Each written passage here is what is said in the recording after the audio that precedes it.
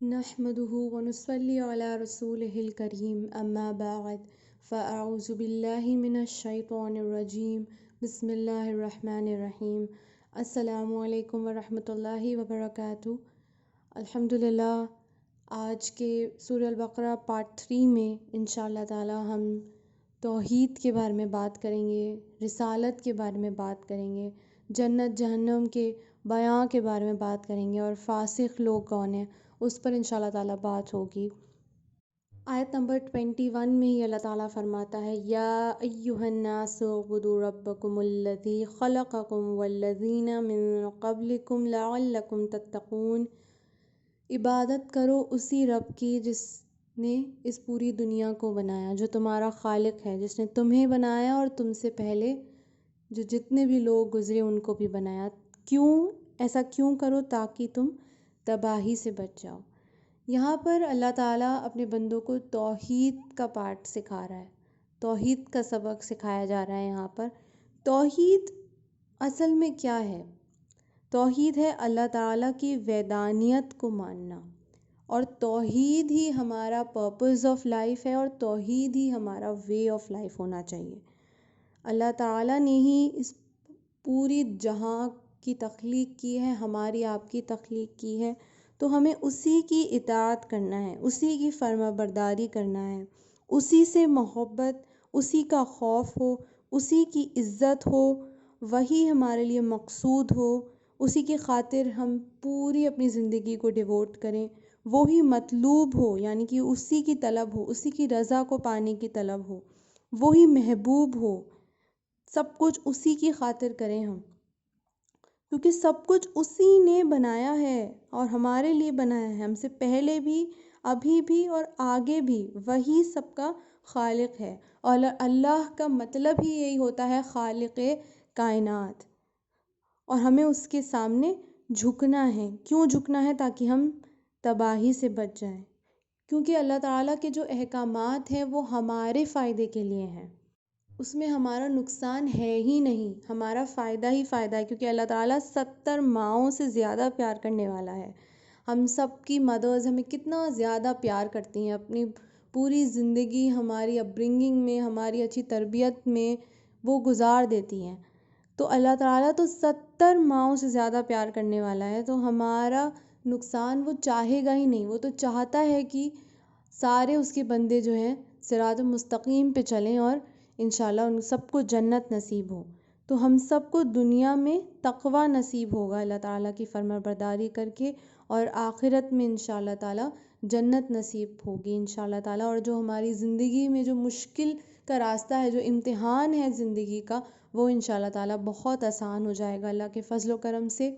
تو اللہ ہی ہمارا سب سے بڑا خیر خواہ ہے، اور اس کو چھوڑ کے ہمیں ادھر ادھر دیکھ کر، ادھر ادھر دوسرے لوگوں سے مدد کی ایکسپیکٹیشن نہیں رکھنی چاہیے، کیونکہ ہم پہلے پڑھ چکے ہیں اہدنا الصراط الذین انعمت علیہم، ہم اللہ تعالیٰ سے ہی ہدایت چاہتے ہیں، اور ہم پڑھ چکے ہیں ایاک نعبد و ایاک نستعین، ہم اللہ تعالیٰ تیری ہی عبادت کرتے ہیں اور تجھ ہی سے مدد چاہتے ہیں۔ ہم پیچھے عہد کر چکے ہیں اللہ تعالیٰ سے سورہ الفاتحہ میں، ایاک نعبد و ایاک نستعین، تیرے سوا کوئی معبود نہیں ہے اور ہم ہر مدد تجھی سے چاہتے ہیں، اور تیری ہی رضا کے لیے ہم اپنی زندگی کو ڈیووٹ کریں گے انشاءاللہ۔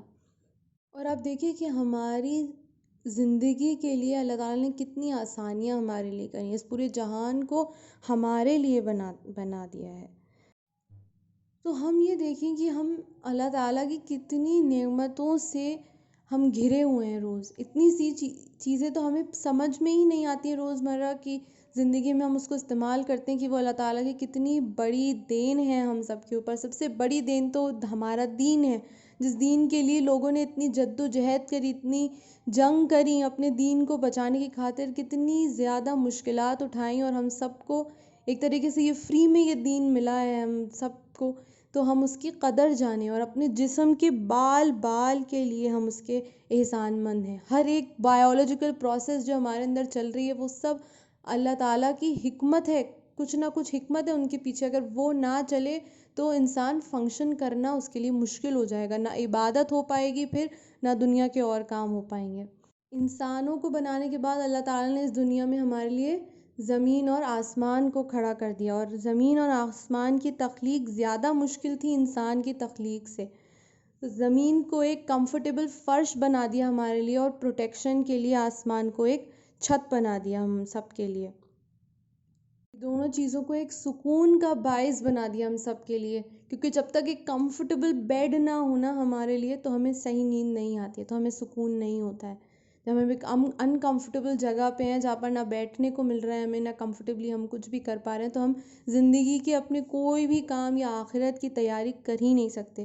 تو یہ ساری چیزیں ہمارے باعث سکون بنا کے اللہ تعالیٰ نے بھیج دیا ہے. آسمان میں بھی اگر آپ دیکھیں تو تارے ہوتے ہیں نا، جب آسمان کھلا ہوتا ہے تو دل میں بھی ایک سکون رہتا ہے، اور جب آندھی ہوتی ہے بادل کالے ہو جاتے ہیں تو دل میں ایک ڈر سا بنا رہتا ہے. تو ہمارا جو سکون ہے وہ ان سب چیزوں پہ کتنا زیادہ ڈپینڈنٹ ہے. اور صرف آسمان اور زمین پر بھی نہیں، اللہ تعالیٰ نے آسمان اور زمین کے درمیان بادل بچھا دیے، پانی اس میں سے برستا ہے، اور پانی جب برستا ہے تبھی رزق پیدا ہوتا ہے زمین میں سے. تو اللہ تعالیٰ نے آسمان اور زمین کو بنا کے چھوڑ نہیں دیا، ہمارے رزق کا پورا انتظام کیا.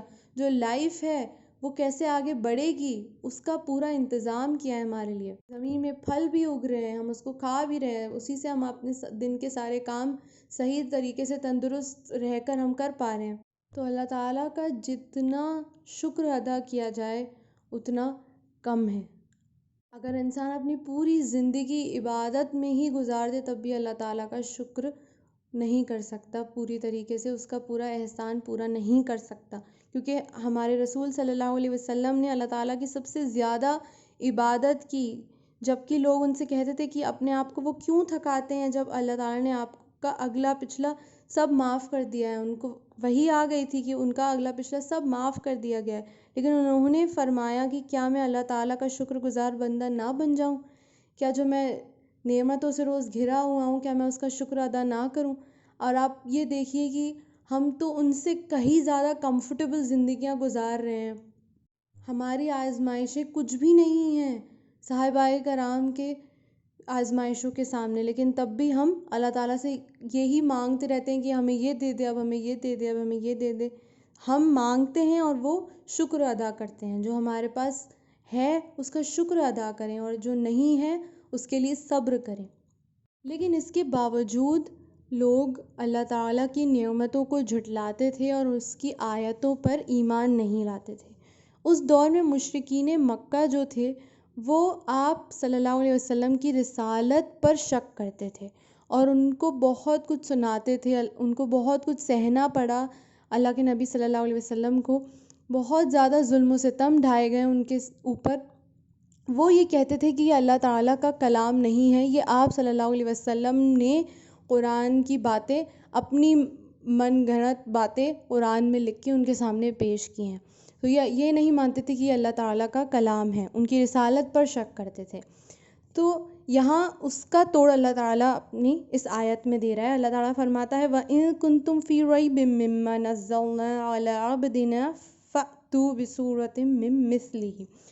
اللہ تعالیٰ فرماتا ہے کہ اگر تمہیں کوئی بھی ڈاؤٹ ہے کہ یہ اللہ تعالیٰ کی صورت نہیں ہے، یہ اللہ تعالیٰ کی آیت نہیں ہے، یہ اللہ تعالیٰ کا قرآن نہیں ہے، اور تمہیں لگتا ہے کہ نبی صلی اللہ علیہ وسلم نے اس کو بنایا ہے، اس صورت کو نبی صلی اللہ علیہ وسلم نے آپ تمہارے سامنے پیش کیا ہے اپنے آپ سے بنا کر، تو اگر وہ بنا سکتے ہیں تو اس صورت کی مانند تم بھی کوئی صورت بنا لاؤ.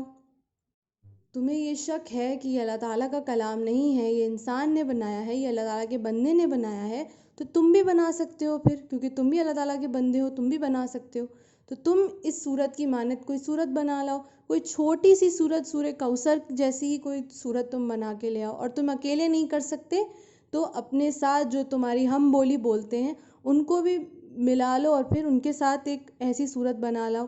لیکن اللہ تعالیٰ فرماتا ہے کہ تم ہرگز نہیں کر پاؤ گے. یہ چیلنج اللہ تعالیٰ فرما رہا ہے کہ یہ آسمانی کتاب ہے، یہ اللہ تعالیٰ کا کلام ہے، تو ایسی صورت، اس کا ایک آیت بھی تم نہیں بنا سکتے. چاہے تم سب دنیا کی ساری پاورز مل کر بھی ایسی صورت نہیں بنا سکتے، ایسے ایک آیت بھی نہیں بنا سکتے. اور ایسا چیلنج قرآن میں 5 جگہ اللہ تعالیٰ اپنے بندوں کو دے رہا ہے جو لوگ اس کی آیتوں پر شک کرتے ہیں. کہیں ایک صورت، کہیں 10 صورتیں، کہیں پورا قرآن. تو اللہ تعالیٰ چیلنج کر رہا ہے اور پھر خود ہی بتا رہا ہے کہ تم ایسا ہرگز نہیں کر سکو گے، کیونکہ یہ آسمانی کتاب ہے، اللہ تعالیٰ کا کلام ہے، سپریمسٹ کتاب ہے، اس کی مانند کوئی کتاب آ ہی نہیں سکتی، انسان بنا ہی نہیں سکتے. تو تمہارے لیے اچھا یہی ہے کہ اس پہ تم ایمان لے آؤ، اور اگر اس پہ ایمان نہیں لاتے تو پھر جہنم کی آگ کے لیے اپنے آپ کو تیار کر لو. اگر تم رسالت قبولتے نہیں، اللہ تعالیٰ کی وحدانیت کو نہیں مانتے، تو اس آگ کے لیے تیار ہو جاؤ. اعدت للکافرین، جو کافروں کے لیے بنائی گئی ہے، ان لوگوں کے لیے بنائی گئی ہے جو انکار کرتے ہیں. اور انکار کرنے والے ضروری نہیں ہیں صرف نان مسلمز ہی ہوں. اللہ تعالیٰ کے احکامات کا جو کوئی بھی انکار کرتا ہے وہ کافر ہے، کیونکہ وہ حق بات کو چھپا دیتا ہے، اس کو سرفس نہیں ہونے دیتا ہے، کیونکہ پھر اسے وہ ماننی پڑے گی، وہ حق بات کو چھپا دیتا ہے. کافر کا لفظ جو ہے وہ کسان کے لیے بھی آتا ہے، کیونکہ جیسے کسان بیجوں کو زمین کے نیچے چھپا دیتا ہے، ویسے ہی کافر بھی حق بات کو چھپا دیتے ہیں. اور کافر کا لفظ رات کے لیے بھی آتا ہے، کیونکہ رات جو ہے وہ بھی روشنی کو ڈھانک لیتی ہے. تو کافرین جو ہیں وہ بھی سچ بات اور حق بات کو چھپا دیتے ہیں. تو اللہ تعالیٰ اپنے بندوں کو ڈرا رہا ہے کہ اگر احکاماتوں پر عمل نہیں کرا، ایمان نہیں لائے، تو اس جہنم کی آگ کے لیے تیار ہو جاؤ. اور جس کا فیول کیا ہوگا، 2 فیول اللہ تعالیٰ نے بتائے، ایک تو انسان اور دوسرے ہوں گے پتھر. ایک تو ہوں گے کافرین اور دوسرے ہوں گے وہ بت جن کی انسان پوجا کرتے تھے، جن کو اپنا معبود سمجھ بیٹھے تھے. ان کی کوئی حیثیت نہیں ہے، وہ اس دن ثابت ہو جائے گا ان کی کوئی حیثیت نہیں ہے، کیونکہ وہ بت جس پتھر سے بنے، وہ پتھر اور جو کافرین لوگ ہیں، یہی لوگ آگ کو بھڑکانے کا کام کریں گے. جیسے جب ہم آگ جلاتے ہیں تو کبھی لکڑی سے، کبھی کاغذ سے ہم اس کو بھڑکاتے ہیں تاکہ وہ ڈمنش نہ ہو جائے. تو اس دن جہنم کی آگ کا فیول کیا ہوگا؟ انسان جو اس کے اندر ڈالے جائیں گے، استغفر اللہ ربی من کل ذنب واتوب الیہ. اور جو پتھر ہیں جن کو انسان اپنا معبود سمجھ بیٹھا ہے، وہ اس آگ میں جلائیں گے اور اس کو بھڑکانے کا کام کریں گے. اور جیسے ہی اللہ تعالیٰ نے اپنے بندوں کو ڈرایا، جو حق بات کا انکار کرتے ہیں ان کو ڈرایا، اس کے دوسرے ہی پل خوشخبری سنا دی ان لوگوں کے لیے جو اللہ تعالیٰ کے کلام پر ایمان لاتے ہیں. وَبَشِّرِ الَّذِينَ آمَنُوا وَعَمِلُوا الصَّالِحَاتِ، کن لوگوں کے لیے ہے؟ جو صالحین لوگ ہیں. اور صالحین ہونا وہی لوگ صالح لوگ ہیں جو اللہ تعالیٰ کی رضا کے لیے اپنے سارے کام کریں، اور ان کا جو کام کرنے کا طریقہ ہے وہ سیرت رسول سنت کے مطابق ہو، تبھی وہ صالحین کی کیٹیگری میں اپنے آپ کو پائیں گے. کیونکہ جب ہم نے توحید کا عہد کرا تھا تو ہم نے کیا کہا تھا؟ لا الہ الا اللہ محمد رسول اللہ. دونوں ہی پارٹ ضروری ہیں. سیرت رسول کو پہچاننا، اس پہ عمل کرنا بھی اتنا ہی زیادہ ضروری ہو جاتا ہے. اپنی زندگی کو گزارنے کا طریقہ، تبھی ہم اللہ تعالیٰ کی رضا پا سکتے ہیں، تبھی ہم تقویٰ حاصل کر سکتے ہیں. تو ہماری نیت کا صاف ہونا بہت ضروری ہے، اور اچھی نیت کے لیے اخلاص بہت ضروری ہے. ہماری انر پیوریفیکیشن بہت زیادہ ضروری ہے. اور ایسے لوگوں کے لیے کیا ہے؟ اَنَّ لَهُمْ جَنَّاتٍ تَجْرِي مِن تَحْتِهَا الْأَنْهَارُ، ایسے جنت ہے جس میں بہت سارے خوبصورت باغات ہوں گے اور جن کے نیچے نہریں بہتی ہوں گی، اور ان نہروں میں دودھ اور شراب بھی ہوگی اور کھانے کو پھل بھی ہوں گے. اور پھل بھی ایسے ہوں گے جن سے ہم روبرو پہلے ہو چکے ہوں گے، ہمارے لیے ان نون پھل نہیں ہوں گے. جب ہم اسے کھائیں گے، جب ہمارے سامنے پیش کیے جائیں گے، تو ہم یہی کہیں گے کہ ایسے پھل تو ہم دنیا میں بھی دیکھ چکے ہیں. کیوں ایسا کیا گیا؟ کیونکہ جب بھی ہم کسی نئی چیز کو دیکھتے ہیں تو ہم جلدی اس کو کھانے کے لیے انٹائز نہیں ہوتے ہیں. ہمارے دل میں ایک شک موجود ہوتا ہے کہ اگر ہم نے کوئی چیز نہیں کھائی ہوئی ہے تو ہم اس کو کھانے سے پہلے 2 بار سوچتے ہیں، وہ اسٹرینج ہوتی ہے ہمارے لیے.